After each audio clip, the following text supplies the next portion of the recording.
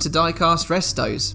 I'm Jason and this is Majorette's Mercedes 350 SL number 213, which was introduced by the French toy manufacturer in 1972. It's my first go at taking one of these little models apart and I'm quite excited to do so. In my youth, I loved the detailed cars with all sorts of opening doors, compartments and steerable wheels, all with superb soft suspension. Today's build is a custom build-off with Nick's Toy Garage. We are doing a Mercedes versus BMW all-German affair. We've had a build-off once before when we tackled Citroëns, and I'll link that video here. The trouble with Majorette cars in the 70s, 80s and 90s is the garish colour choice, particularly on the plastics. Today I'm opting for a more realistic look, and with this era of Mercedes SL having been launched in 1971, this is the look I'm going to go for. It'll be in a stylish brown. There's a single central rivet holding the body to the base with a tab securing the rear. I thread that drilled post with an M2 screw tap. One thing Majorette often went overboard with were the tow hooks. They are usually very sturdy and this one is no exception. I decided to remove it as an SL isn't the sort of car for hitching a trailer or caravan to. I'll save the hook for another time. Meanwhile, I smooth off the bumper to make it look as if it was never there. Once I'm done, I'm ready to strip the paint using caustic soda.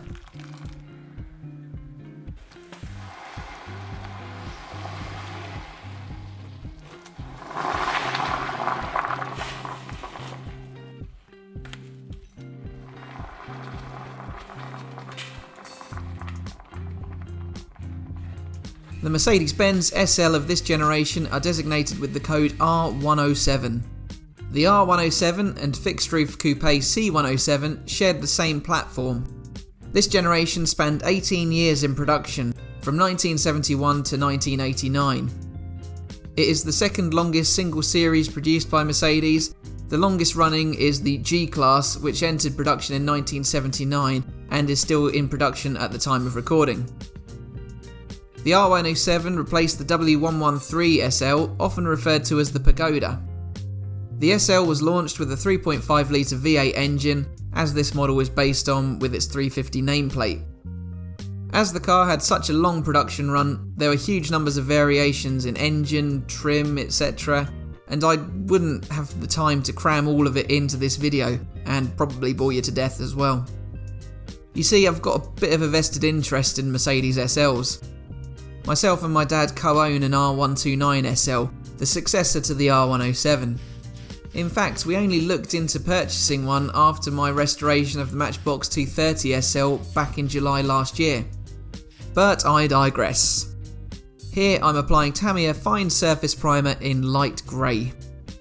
The boot lid has kind of wedged itself open, but I can loosen this once the primer is dried.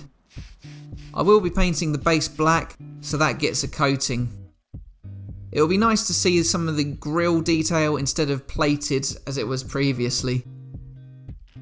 The garish green interior is also primed. I intend to use a beige kind of paint alongside the Citadel to give an aged leather effect.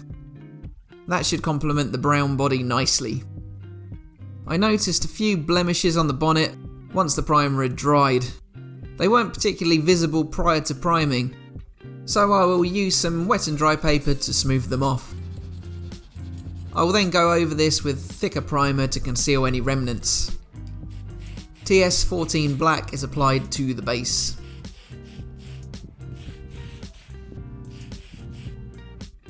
Already the grille is starting to spring to life.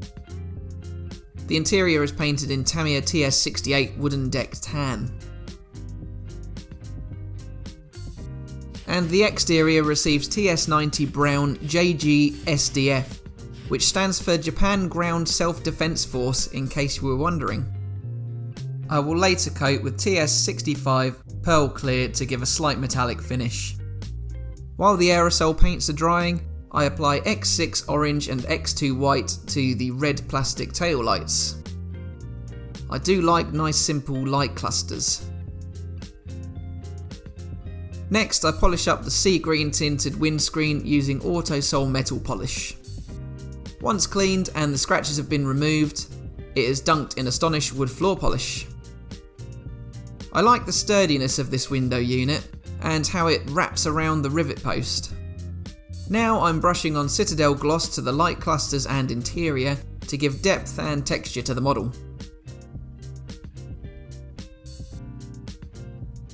I think it works particularly well in the creases of the seats. Then I can begin detailing the metal parts. Again, I use X2 white for the main beam and fog lights. I directly apply chrome from my Molotow pen. Any mistakes can be touched up later on. I find the finish is much smoother applying it this way instead of painting it on.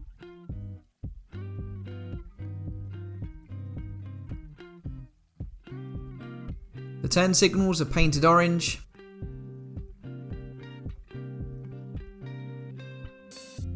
And I add further chrome detailing to the body.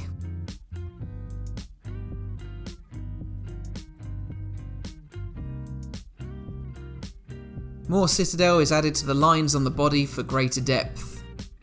I find it adds a lot more realism to these custom pieces. I won't give too much away recording reassembly, that will have to wait until the grand reveal. So, here is the Mercedes 350 SL by Majorette that I kicked off this custom with. It had bags of potential, and that's really what drew me to it. Between the body and the base, there was plenty of detail to work with, in particular on the grille. I can't wait to see what Nick has done with his BMW, so here is what I have done with the Mercedes. These green light wheels were made for this, I'm sure, although they are admittedly from the Mopar pack. I've detailed the grille and light clusters, given it a period specific coat of brown and clear coated in pearl, with a beige leather style interior to complement. No sign of that unfitting tow hook, meanwhile the plastic light cluster has come up well. I will leave a link to Nick's channel in the comments and description, so do check out his efforts.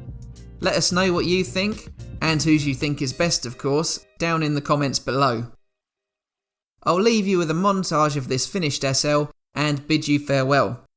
Please like, share and subscribe, and I'll see you again for the next one. Bye for now.